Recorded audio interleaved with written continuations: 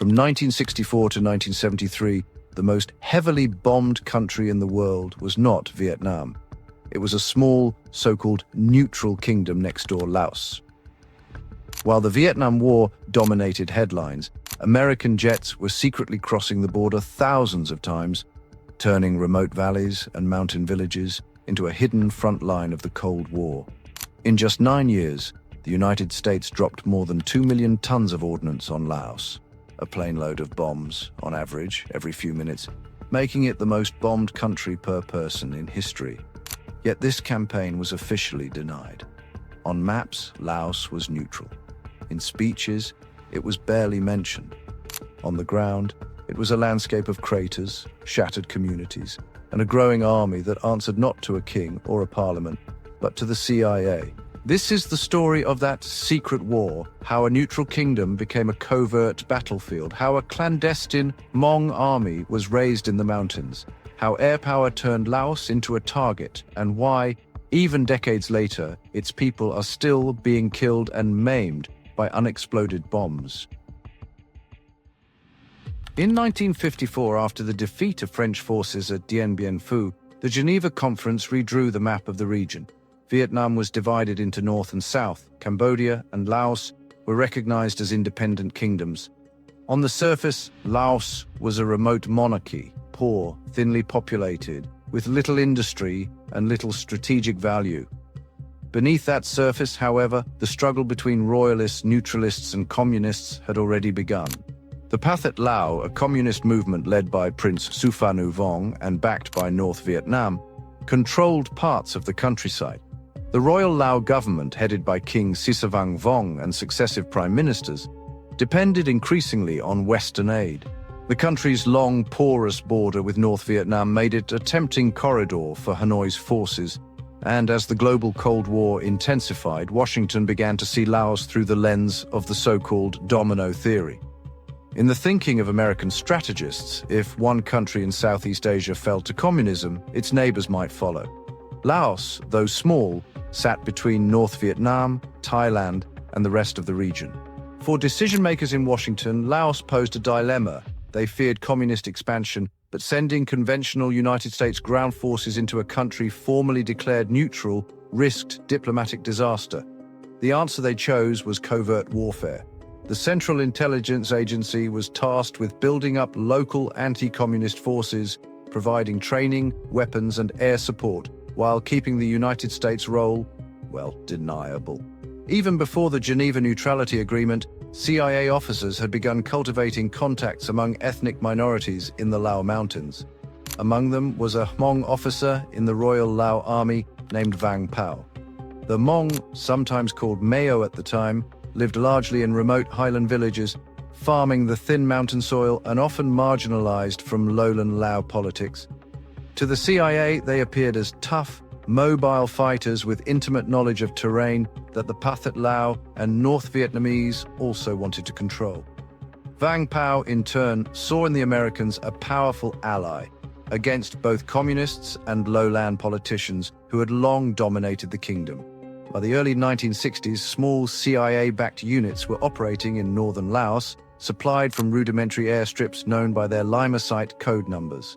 American aircraft, some flown by civilian contractors under the banner of Air America, began hauling supplies into these hidden bases. For a time, the conflict remained limited. Guerrilla ambushes, intelligence missions, political maneuvering in the capital, Vientiane. But as fighting escalated next door in Vietnam, the quiet war in Laos took on a new dimension.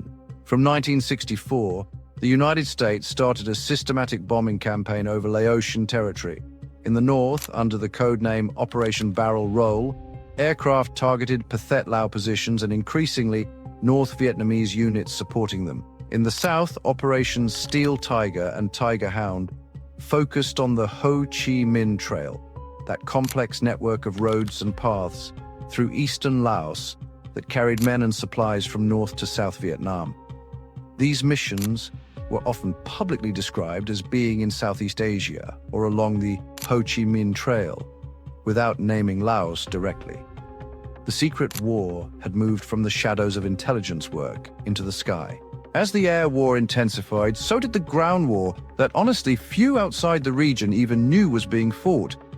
At its heart stood General Vang Pao and the Hmong forces he led.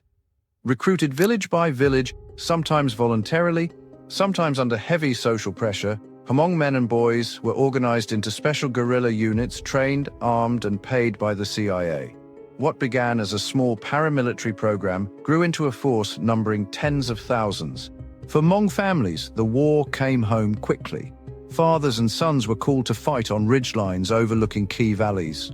Young porters carried ammunition and rice along jungle paths. Women and children crowded into makeshift camps near airstrips, depending on airdropped food and medicine.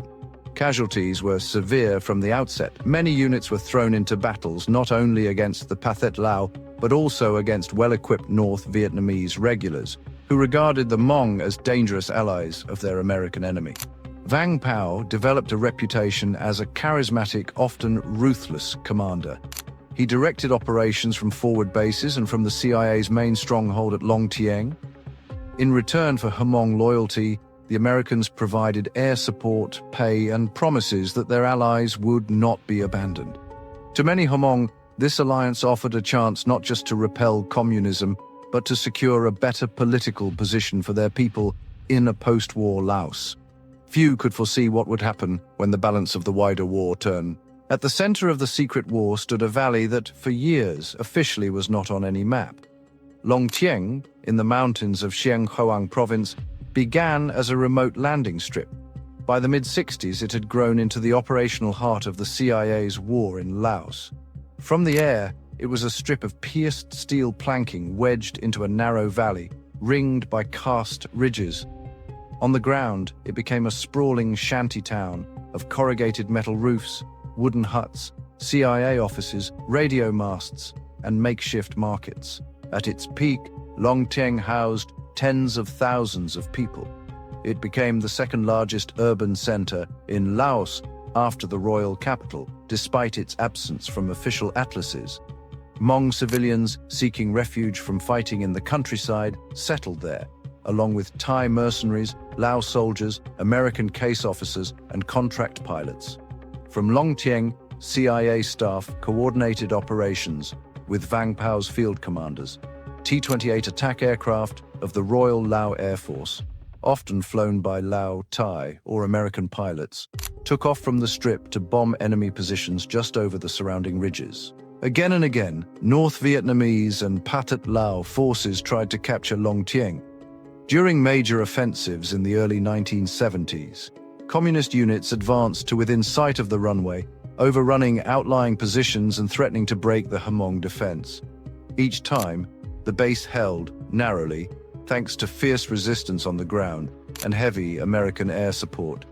Yet every victory came at a mounting cost in lives, and every year the pool of Hmong males of fighting age grew smaller. While the battles around Long Tieng and on the plain of Jars were intense, it was the air war over the length and breadth of Laos that would give the conflict its grim statistical record. Between 1964 and 1973, US aircraft flew around 580,000 bombing sorties over Laos, dropping more than 2 million tons of ordnance. Put differently, over the course of 9 years, planes released the equivalent of a plane load of bombs every few minutes, day and night. The targets were varied. In the south and east, B-52 heavy bombers pounded segments of the Ho Chi Minh Trail, aiming to sever the flow of supplies to South Vietnam. In the north, fighter bombers and propeller-driven aircraft struck Pathet Lao positions, North Vietnamese logistics hubs, and sometimes villages suspected of sheltering communist forces. Pilots navigated complex rules of engagement and shifting target lists, while those on the ground often had little warning before explosives began to fall. A particularly lethal part of this arsenal was the cluster bomb. Each cluster munition carried hundreds of small sub-munitions, nicknamed bommies by Laotians. Released from a canister, these bomblets were designed to scatter over a wide area and explode on impact, shredding personnel and light vehicles. In Laos, an estimated 270 million of these sub-munitions were dropped. Because of design and conditions on the ground, roughly a third of them failed to detonate. They remained where they fell, lodged in riverbanks, buried in fields, resting in schoolyards and forest paths. For civilians, living under this rain of metal meant perpetual uncertainty. Some communities were ordered to move out of free fire zones, where anything that moved might be bombed. Others fled on their own, abandoning ancestral villages and rice paddies. Those who stayed dug bunkers, listened for the sound of engines, and hoped their homes would be spared. The Plain of Jars, an archaeologically rich plateau dotted with ancient stone vessels, turned into a landscape of overlapping craters. In many places, agriculture collapsed under the combination of bombing and forced displacement. From Washington's perspective, the bombing was meant to achieve clear strategic goals: to weaken the Pathet Lao and Royal Lao government's enemies, and to disrupt the Ho Chi Minh Trail sufficiently to change the course of the wider Vietnam War. In practice, the North Vietnamese adapted, dispersing their supply routes, digging bunkers and tunnels, and moving at night. The bombing made their work harder and cost them men and material, but it did not stop the flow of troops and supplies to the south. Meanwhile, the rural population of Laos bore the brunt of the destruction. By the start of the 1970s, the secret war in Laos reached a turning point. Years of combat had bled the Hmong units heavily. Many of the experienced fighters were dead or wounded. Replacements were often much younger or older than ideal fighting age. Hmong communities, already small, found it harder and harder to sustain constant losses. Refugee camps swelled. Some villages were left with few able-bodied men. To shore up Royalist and CIA-backed forces, the United States and Thailand arranged for Thai special units to fight inside Laos as volunteers, adding more manpower but also complicating the political landscape. Despite these measures, communist forces, anchored by well-trained North Vietnamese units, steadily consolidated control over much of the countryside. Key battles on the Plain of Jars and along major routes often ended in temporary gains for one side or the other. But the underlying trend favored the Pathet Lao and their allies. In 1973, as peace talks over Vietnam advanced and the Paris Peace Accords were signed, the war in Laos was finally addressed directly in diplomatic negotiations. A ceasefire agreement for Laos was reached, followed by the formation of a coalition government that, again, formally promised neutrality and power sharing. As part of the settlement, American bombing of Laos ceased. For pilots who had flown hundreds of missions, the war ended with orders to stop. For those on the ground, especially America's local allies, the end was far less clear. The ceasefire in Laos did not freeze the political situation in place. Over the next 2 years, communist influence continued to grow. In 1975, after the collapse of South Vietnam and the fall of Phnom Penh to the Khmer Rouge, the Pathet Lao moved to seize full power. The coalition government unraveled, the monarchy was abolished, and the Lao People's Democratic Republic was proclaimed. The royal family disappeared into re-education camps. Reports later emerged of harsh conditions and deaths in custody. For Hmong communities associated with Vang Pao and the CIA, the communist victory was catastrophic. They were branded collaborators and traitors. Many faced arrest, imprisonment, or worse. Fearful of retribution, tens of thousands of Hmong attempted to flee. Families trekked through the jungle and across the Mekong River into Thailand, often under fire or pursued by patrols. Some drowned in the attempt, others died of hunger and disease en route. Those who reached Thai territory were placed in crowded refugee camps where they faced an uncertain future. Over time, resettlement programs arranged by the United States and other Western countries brought large numbers of Hmong refugees to new homes abroad. Communities formed in American states such as Minnesota, Wisconsin, and California, as well as in France and Australia. Veterans of the Secret War tried to rebuild their lives, finding work, sending children to new schools, and creating associations to preserve their heritage and tell their version of events. In Laos itself, other Hmong remained in hiding for years, surviving in remote areas or gradually resettling under government programs, often under heavy surveillance. The human cost of the war, for them, did not end when the bombs stopped falling. If one measures war only by the dates on peace treaties, The secret war in Laos ended in the mid-1970s, but the physical legacy of 9 years of bombardment is a different kind of calendar, one that extends decades into the future. Across Laos today, unexploded ordnance, UXO, continues to threaten lives and limit development. National statistics and international organizations estimate that more than 270 million cluster submunitions were dropped on the country, and that tens of millions failed to detonate. These small, often corroded spheres can be set off by the pressure of a farmer's hoe, the weight of a child's foot, or the heat of a cooking fire. Since the end of the bombing, tens of thousands of Laotians have been killed or injured by unexploded bombs and mines. National authorities and mine action partners estimate at least 50,000 casualties in total, with a significant share of victims being children who pick up bomblets out of curiosity, mistaking them for toys or scrap metal. Even in recent years, dozens of people are killed or maimed annually. Fields that could produce food lie fallow or are cultivated with constant caution. Infrastructure projects, roads, schools, irrigation dams must budget not only for construction, but for clearance teams to sweep the land first. Organizations such as UXO Lao, the National Clearance Program, and international groups like the Mines Advisory Group, the Halo Trust, and Norwegian People's Aid work year after year to find and destroy unexploded bombs. Deminers advance slowly through contaminated land, probing the soil, marking and detonating devices under controlled conditions. Rehabilitation centers provide prosthetic limbs and therapy for survivors who have lost arms, legs, eyes, or livelihoods. Progress is real, the number of annual casualties has fallen over time, but the scale of contamination is such that, at current rates, full clearance is expected to take many decades. Internationally, awareness of the secret war and its aftermath has grown gradually. In 2016, a sitting United States president visited Laos for the first time, publicly acknowledging the bombing campaign and pledging increased funding for clearance.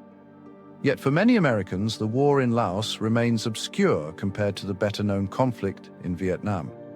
School textbooks often devote a line or two, if that, to the secret operations across the border. In Laos, by contrast, the memory is written into daily routines, where people can safely farm, where children are allowed to play, how deep a post can be sunk for a new house. The story of the secret war in Laos is a story of a small country caught between larger powers, of a neutral state turned into a covert battlefield, and of local allies who paid a devastating price for decisions made far away. It is also a story about the long tail of modern warfare, how weapons designed to explode in an instant can continue to kill and maim for generations. Decades after the last bombing run, monks in Luang Prabang still walk past bomb casings repurposed as temple bells or flower pots. Farmers still steer plows around patches of suspicious ground.